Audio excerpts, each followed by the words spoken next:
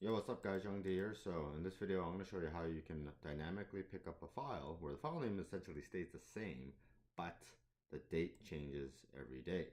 So um, I'm assuming that you have some intermediate level of knowledge of Excel and some basic knowledge of VBA. I'm not going to go through the different variable types and all that stuff, definitions. I'm hoping that you understand the code more or less, and then you delve further when you really want to just really fully want to understand it. Just showing you the code that I frequently use in my models that I carry forward that has helped me really automate stuff. And towards the end of the video, I'm going to talk about why I'm making these videos and the status of VBA and all that stuff versus say Alteryx, Power Query, and all that crap, right? All right, so every model that I make, I usually start off with the macros tab. You can call it whatever you want, right? And then I have today's date, and I have these name ranges here. T-1 is the previous business day. I usually deal with files of the close of the previous business day. You could call it report date or whatever. I don't know. I call it T-1. Or sometimes I'm dealing with month-end files, the previous month, the last working or business day of the month, um, and then often the files that I'm working with are in folders, and our fiscal year doesn't align with the calendar year, so our fiscal year starts in November. So this formula is based on the report date. So if I change this to like December, so now it's November here, right? So then that's our first fiscal month. If I change this to January, it should show a 2, and then you see it appends a 0 there. But for double digits, as you saw earlier, then it won't append a 0. And you won't have to actually update the date. And so let me just change that to show you when I run the macro. And then I have the path and the file name that I want to pick up. This holidays table, because again, I only want to pick up dealing with business days. So this is to take that into account. I'm from Ontario, Canada, so you might not recognize these dates. I'm going to upload this workbook so you can, learn how I set up this conditional formatting here. But essentially, as it says at the bottom, if the date has passed, it'll highlight basically telling you to update it. So again, just look at the conditional formatting over here. So, yep. So, all right. So let's get into the code. So Alt F11. I'm holding Alt and I'm pressing F11. This gets you into the VBA editor. These are not going to be there by default, obviously. You'll have to right click in a certain module. I like making one macro or one sub procedure, but basically one macro per module, right? You could put multiple macros in a module, but I just like separating everything. Everyone has a different style. And FYI, you cannot name the module. Some people don't even name their modules, but if you cannot name it, the same thing as your macro. So if I call this dates, it wouldn't work, right? So you see, oh, it looks like the same. No, this is imports file, and this is import underscore file. Okay, so dates here, everything here is public. And actually declaring variables, I don't even do that, right? Unless you're doing with, I only declare if it's public variables. And even Billy, I think his name is Billy Jellin, a famous Excel and VBA author, and he runs this site, Excel and VBA site, MrExcel.com. And even he says he doesn't declare variables because we're not programmers, right? If you're a programmer, okay, I get it. You just want to get the job done and get the thing, the macro, to automate your task for you, okay? I think declaring variables and the specific variable type was more important back in the day when computers were slow, like you only had like what 1 megabyte of RAM or whatever. You get my point. Now computers are fast, so it's less important in that regard. Okay, so but yeah, just click anywhere here and then press F8 to step through the code. So you see how this is not today's date. Today's date is the 26th, but if I update this, if I run through it, see how it just updated automatically, and then all the formulas linked to that are changed accordingly, right? D equals range, name range T-1. So you can call it A or whatever, but you see how it now takes on that value. The 23rd, show day short, show day you know, you see the date formats here, right? So show, like if this was August 1st, it would just show 1, and double D would show 0, 1. Double M, you know, 0, 8. 1M would show 8. Triple M, just mid, AUG. Quadruple M shows the full month name, and this should just be 24, and then show year would show 2024. And these variable names, you can call it whatever you want, okay? But again, most importantly, just declare them as public and make the macro name public as well. Imports file, but this macro on its own is not very useful, right? So here is the actual lesson about importing a file. Let me just maximize this. So this, just pressing here sets a breakpoint. So when you run this, it'll stop here. So you can just press play or F5. So you see how it ran the start date. It called that macro start over here. Now, if you didn't make it public, then these variables would just show empty. Okay, so that's why you have to declare the variables as public and the macro, the sub procedure, right? You can always call a macro, but like these values, these variable names wouldn't be carried forward. The values of it if they're not public, right? So that is why you're declaring it as public. Okay, so path.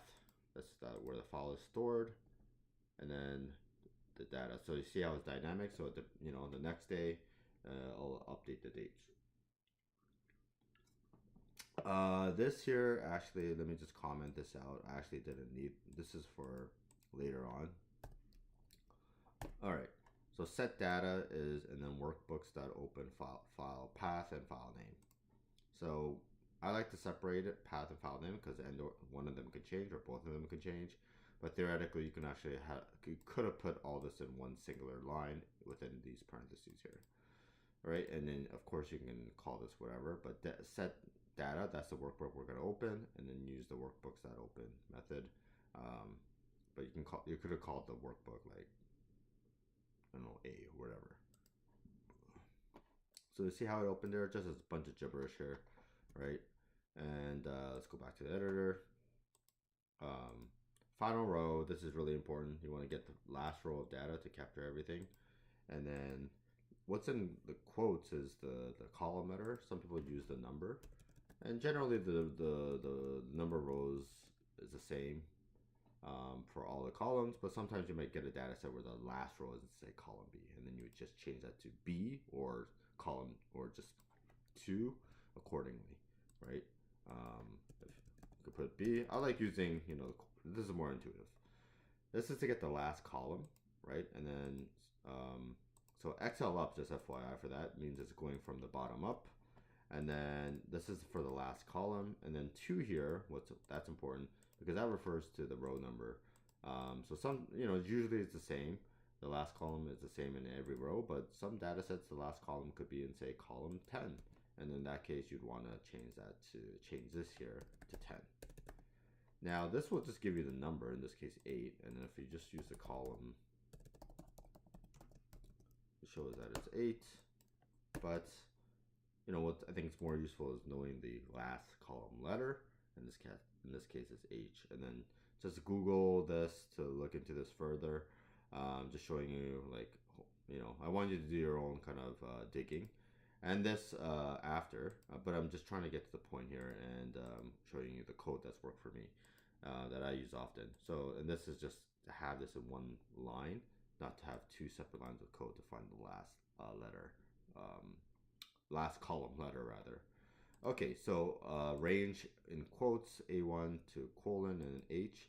But if for variables, you have to, it falls outside of the quotes, and you have to add the ampersand. And here I'm doing the final row, which is 1,511, just to prove to you guys that that worked. And then copy.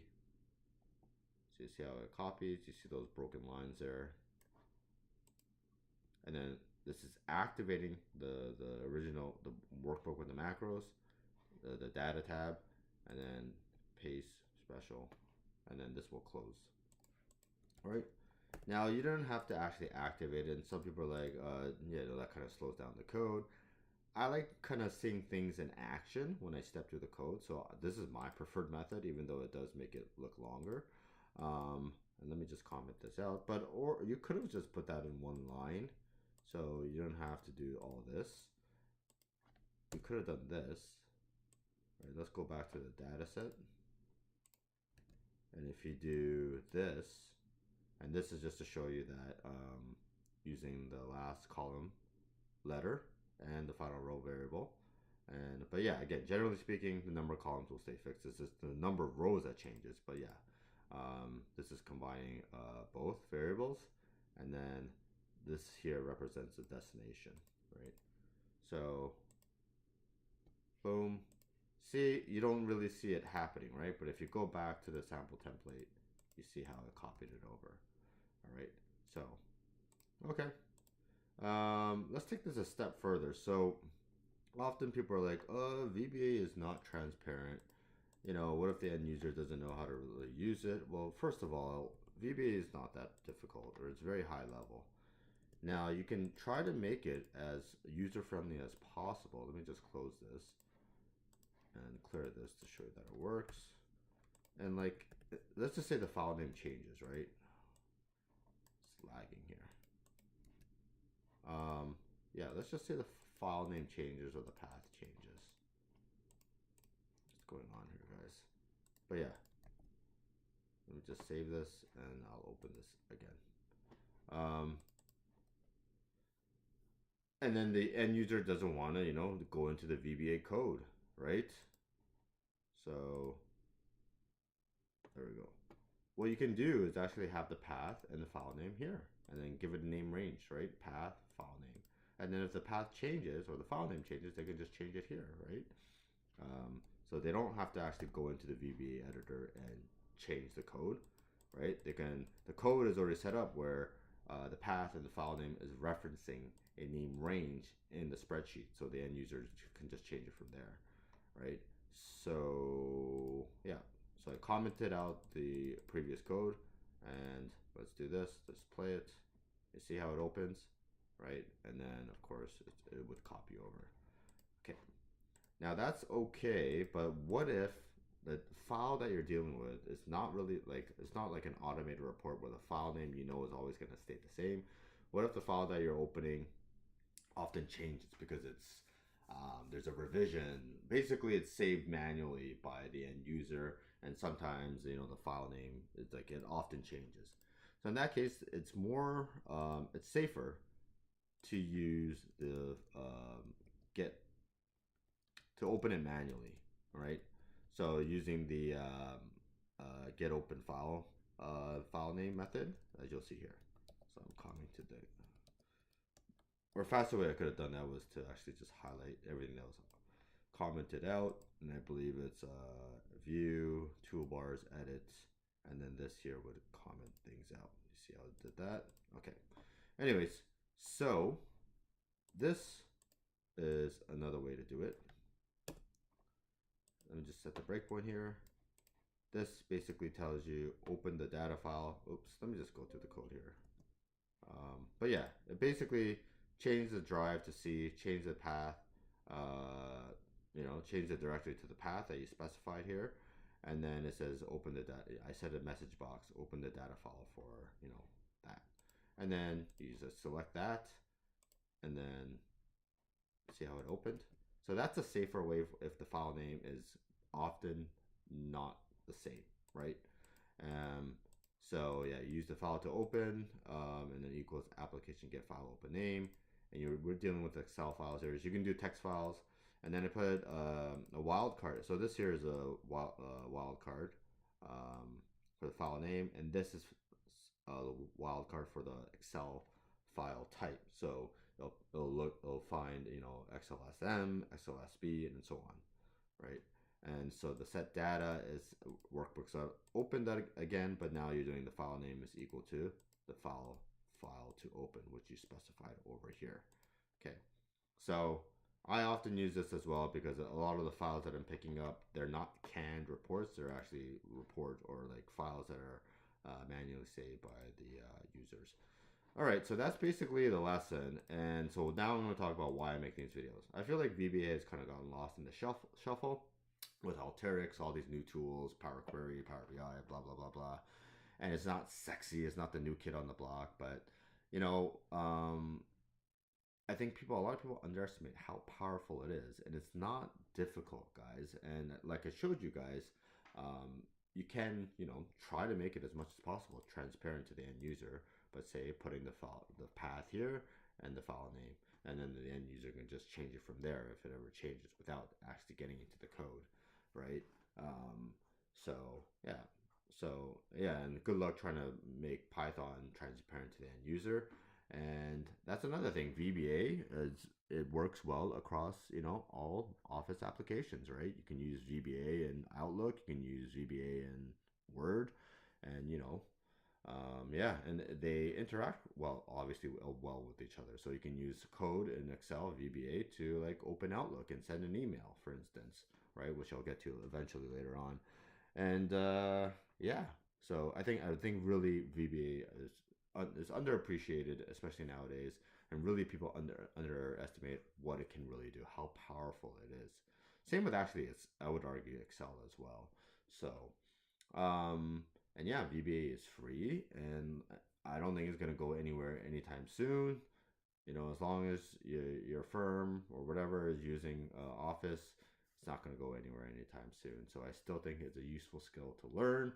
And yeah, so again, I just feel like it's not like the new kid on the block. It's not sexy like Alteryx or whatever. I'm not knocking Alteryx. It's really useful for prepping large data sets. But I think, nothing beats Excel VBA with the last mile of delivery. So that's basically why I'm making these videos, and hopefully it helps you guys out.